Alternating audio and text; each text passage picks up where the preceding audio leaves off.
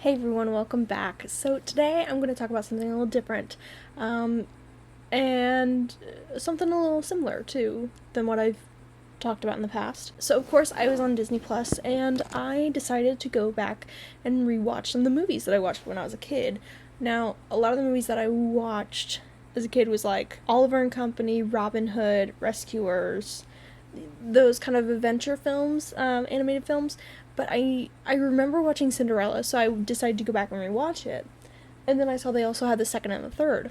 So I wanted to also watch those as well, because I remember seeing somewhere that people like different aspects of the second and the third. So I thought I would give them a chance. I kind of want to talk about them. So yeah. So I think we all know about Cinderella, the first one. You know, it came out in 1950. It's one of the most iconic princesses in the Disney Animation Studios. It's probably, besides Mickey Mouse, one of the big faces of Disney, really. Cinderella has two castles that have been replicated in the Disney parks, one in Tokyo Disneyland, I believe, and the other in Walt Disney World in Orlando, Florida. I mean, she's everywhere. She's on merchandise, you know her. There's some, everybody knows her face in some aspect, or her iconic ballroom dress. So, long story short, Cinderella is a very popular princess. She's very popular in the pop culture realm. Now that we got that out of the way, let's talk about the movie. So, Disney's Cinderella starts out, of course, with the story of Cinderella and how she grew up only with her father. A lot of stories presume that either her mother passed away, or that's really the only option. Her mother passed away. Is I don't know why I set it up for another alternative, but literally almost every single story sets up that her mother passed away. But her father remarries to this woman who is absolutely horrid, and she has two stepdaughters, and they're depicted as being ugly stepdaughters, or stepsisters, I believe, and like almost in every single movie. Further down the road, she loses her father passes away, and she is under the care of her stepmother, and her stepmother treats her horribly, demotes her to being a slave to the household. And so the story really sets up whenever the prince comes back home of their kingdom that they live in, and the king wants to throw him a ball, but secretly wants to, give him some options of who to marry, because he wants his son to settle down and give him grandchildren, like give the son to give his dad grandchildren. So yeah, there's this huge ball, and he invites every single maiden in the land. Now, the stepmother says you can go only if you get all these chores done, and then, basically says, no, you're not going to go by the end of it. Does not let her go at all. Now it brings about fairy godmother. Now, Cinderella's fairy godmother sees this and actually helps her get to the ball, but there's a time limit of the stroke of midnight that all the magic that she creates for Cinderella will disappear. So her dress, the carriage, all the animals turning into people, all of that. And so she finally gets to the ball, and she sees the prince, and they dance together. So when the stroke of midnight comes around, Cinderella tries to race home, and she goes back to as if nothing happened, but on her way down, she loses one of her glass slippers. A glass slipper's left behind at the palace. The prince is like, whoever wore the slipper is the girl that I will marry. And I know she's that girl that I dance with. And so Cinderella has the other one hidden away. By the end of it, Cinderella finds a way out, and she becomes the princess because the shoe fits. And that's really the gist of the Cinderella story. And it's been replicated so many times. Anybody, who's not living under a rock would know that's been replicated. How does Disney go from there to create more of a franchise with the Cinderella story? Well, fast forward 50 years, and the second one comes out. So the premise of the story, it's called Cinderella 2 Happily Ever After. The fairy godmother tells stories to the mice and the birds that Cinderella has friends with, and that Cinderella is friends with. I don't know why I said has. She tells them all these stories, and then they're like, well, what about this story and this story and this story? And she's like, well, why don't you write a book and then give it to Cinderella to read? And so they do that, and as they're retelling the stories, it's playing out for the viewer. And it's really cute. It talks about how Cinderella, whenever she came to the palace after her honeymoon, her presence shook things up and really affected how things were done around the castle.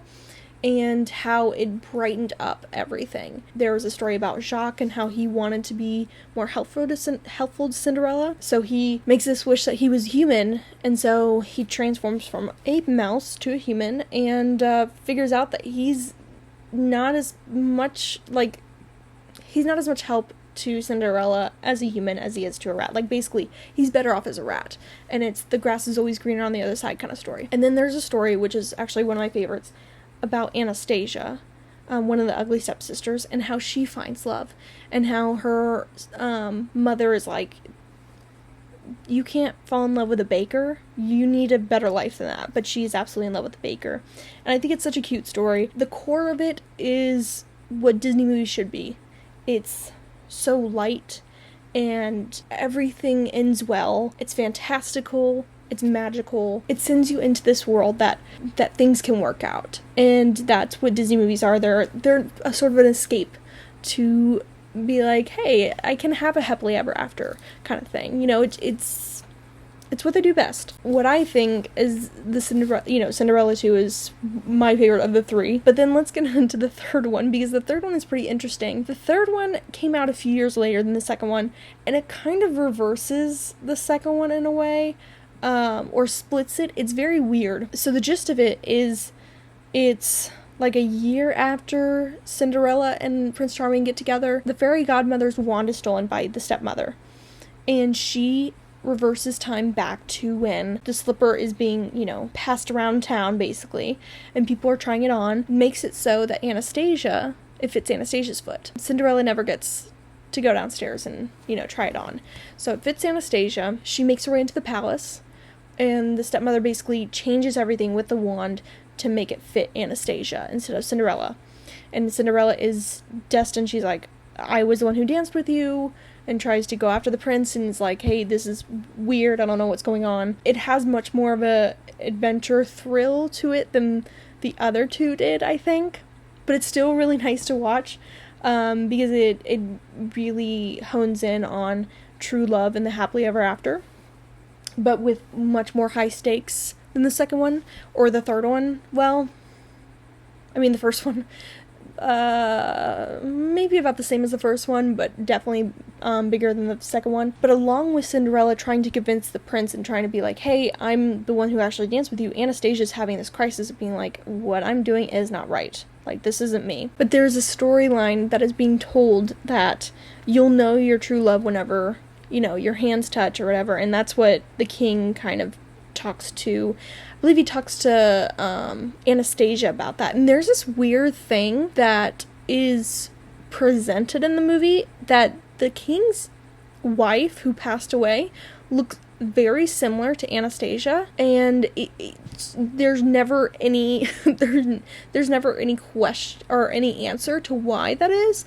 And I'm so concerned, and I wonder if there's a subreddit, and I feel like there should be a subreddit of the lineage of Anastasia. Like, it's creepy. It's a little creepy to figure out if she's actually the prince's, sister, or if the stepmother is her real mother. Like, it's very weird. Anyway, Cinderella gets banished from the castle twice, but the second time, the first time the prince realizes her, tries to marry her, but then stepmother transforms Anastasia into looking like Cinderella and banishes Cinderella again. She gets out with the help of her friends, with the mice and the birds, and she finally gets back to the castle, and there is this, happily ever after. The stepmother and Drizella are banished back to their house and to be maids for as long as they live.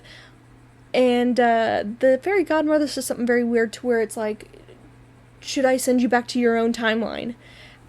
And I watched this movie right after finishing the Loki series, and I'm like, oh my goodness, there is a Cinderella multiverse that no one is talking about. Possibly no one is talking about, unless there's a Reddit for Cinderella. But it begs the question of, does this fit into the MCU? Is this part of the multiverse where Marvel heroes, the Avengers, are in the Cinderella universe? There's a different variant of Cinderella running around. Is the fairy godmother a part of the TVA? We don't know all these, answers. But it's very interesting to think about.